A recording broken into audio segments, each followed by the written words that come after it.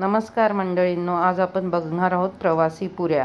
तर त्यासाठी आपण 2 वाट्या गव्हाचे पीठ, 1 वाटी चणाचे पीठ घेतले आहे. त्यात मीठ, जिरे, धना जिरे पावडर असं व्यवस्थितरित्या मिक्स करून घेतलेले आहेत. ह्या प्रवासी पुऱ्या 4 ते 5 दिवस छान पद्धतीने टिकतात. त्यात आता आपण हळद घातलेली आहे.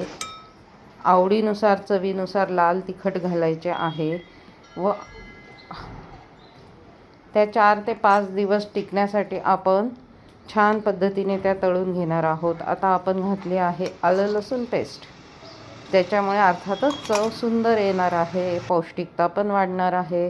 इथे आपण पालक छानपैकी धुवून बारीक चिरून त्याच्यात घातलेला आहे. पालकाची पौष्टिकता सगळ्यांनाच माहिती आहे.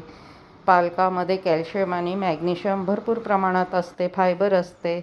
आता त्यासोबत आपण 2 उकडलेले बटाटे पण स्मॅश करून त्याच्यात घातले आहे व अशा पद्धतीने कणिक मळून घेतलेली आहे व आवडेल त्या आकारात गोल गोल छान पुऱ्या लाटून घेतल्या आहे. तुम्ही अर्थात वेगळ्या पद्धतीने पण लाटू शकतात. हे बघा, अशा रीतीने त्या पुऱ्या छानपैकी खमंग तळून घ्यायच्या आहेत.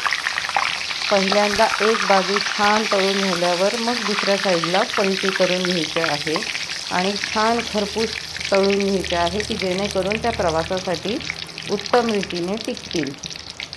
आणि स्टोरेज करताना अर्थातच त्या थंड करून टिफिन बॉक्समध्ये वगैरे पॅक करायच्या आहेत. आणि तेल पण कमी पितात असं तळलं गेल्यामुळे. बघा बरं कशा झाल्या आहेत.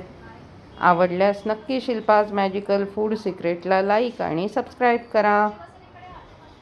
कशा वाटतायत नक्की कळवा. Thank you so much.